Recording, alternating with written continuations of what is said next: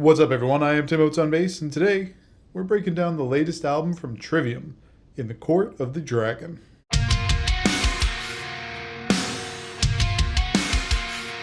So a couple weeks ago, Trivium released their latest album, In the Court of the Dragon.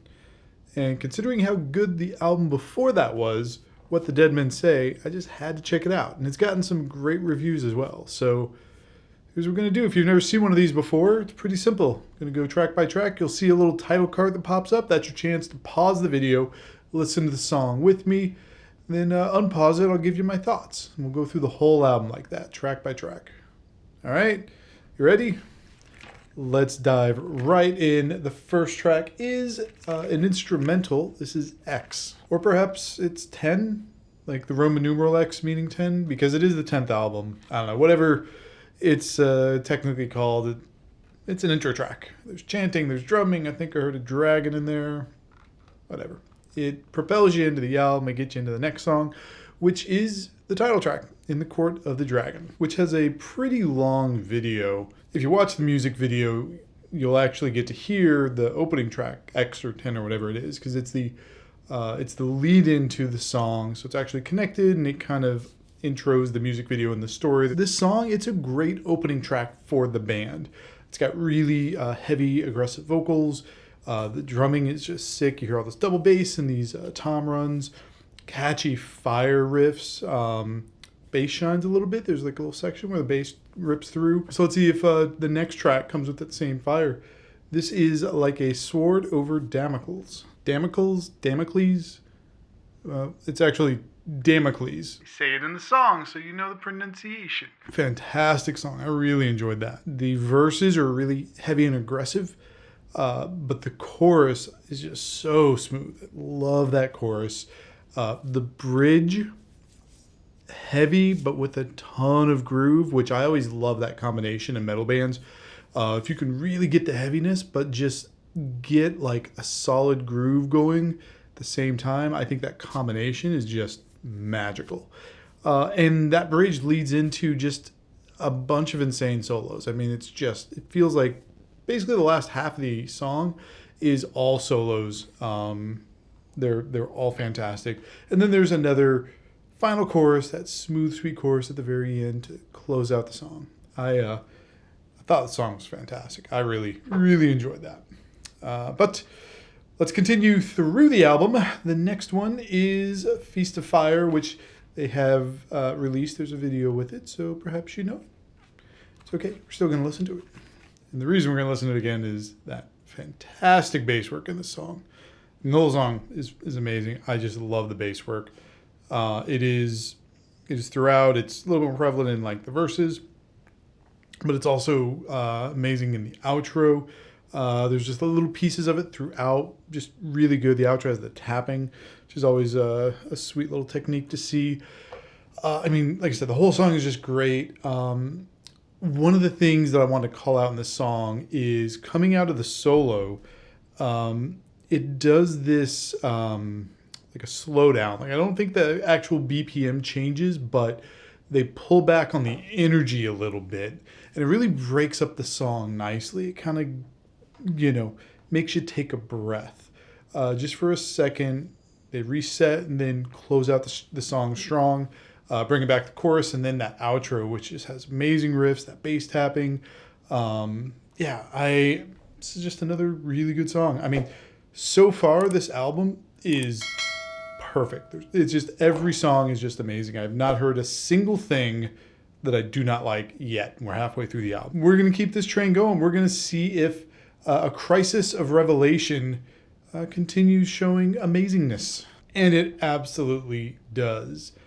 Out of the gate, drums just going nuts. Absolutely love the first solo. I find it to be really singable, kind of sticks in your head. Of course, the chorus is just good. I mean, I almost don't even need to say the chorus is amazing because, Matt just tends to write really, really catchy choruses. Like, they're all really good. Bass solo. There's a bass solo leading into another solo and just phenomenal. Just made my heart sing. So, so happy to hear this one. All right. I'm going to screw up how to pronounce this next one. I already know it, so I'm just going to go ahead and really mess it up. The Shadow of the Abattoir. Oh, it's actually pronounced Abattoir. And I know this because, again, Matt says it in the lyrics, so thank you, Matt. And this song is pretty different from the rest of the album. Still extremely good. It's much more of an epic song, almost like a metal ballad, not quite like full like hair metal ballad, because it kind of goes in and out of like these softer elements. Like the intro has this really nice softer balance where the bass and guitar have these counter melodies going. Really sets a good mood, but it still has these like heavy elements. The solos, I will say, kind of reminded me of John Petrucci. A little bit of that Dream Theater feel, in my opinion, my humble opinion. But yeah, this was just another fantastic song. I'm excited to get to these next four. Next one being No Way Back, Just Through. And this one's just kind of more of a straightforward banger, or at least, for Trivium standards. I will say a couple things that stood out. The lo-fi opening, I thought that was kind of cool. Just a little like they're playing the opening riff, but they're doing it through kind of like a lo-fi like filter, almost like a foreshadowing of the riff to come. And then the pre-chorus, I thought the guitars in the pre-chorus were great. I love them. Not too much more to say, not because the song isn't fantastic, but it's kind of like what I've already been saying about everything else. So instead of dwell on stuff you've already heard, I'm going to get to the next one, which is Fall Into Your Hands. And the drum opening hits really hard. In this one, it just kind of kicks you right in the teeth. And the drums just kind of keep up at that same level of intensity and technical mastery throughout the entire song. Here's what I will say. This song, really good. It's still a very good song. I would just say it's probably my lowest of the 8 that I've heard so far. It's still like, they're all winners. Like, so far, every song is a winner. It's still a fantastic song. It's just, if I'm stacking them, because, people that come on, they're just like, they're all perfect. They're all amazing. Lies. Some of them are going to stand out more than others. For me personally, this one, a little bit lower. Still really good. Still not skipping it when it comes on. Right? Still really good. But not speaking to me quite as much as some of the other ones. Still fantastic. All right. Got 2 more left. The next one is From Dawn to Decadence. And this one's kind of another straightforward banger. And here's the thing. There's nothing wrong with that. Most metal songs are just kind of that more standard format, 3 to 4 minutes. A couple things I will mention, though. The feel changes I thought were really cool. Seems like they kind of had everything in there. Double time, half time, straight time. All driven by the drums. I mean, the drummer is just fantastic. His name's Alex, and just so good. And then the pinch harmonics definitely shine throughout here. You can hear those just ripping through, flawlessly executed, which you'd expect nothing less from talent of this level. So, yeah, really good song. The reason I don't have much to say is nothing to do with the quality of the song. It's just the whole album is so good.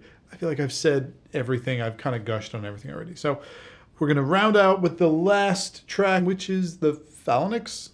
Sure, I'm saying that wrong too. So this song I definitely recommend checking out with the video. It's an interesting collaboration. They're actually mixed in with the Elder Scrolls. They announced some sort of like a collab there.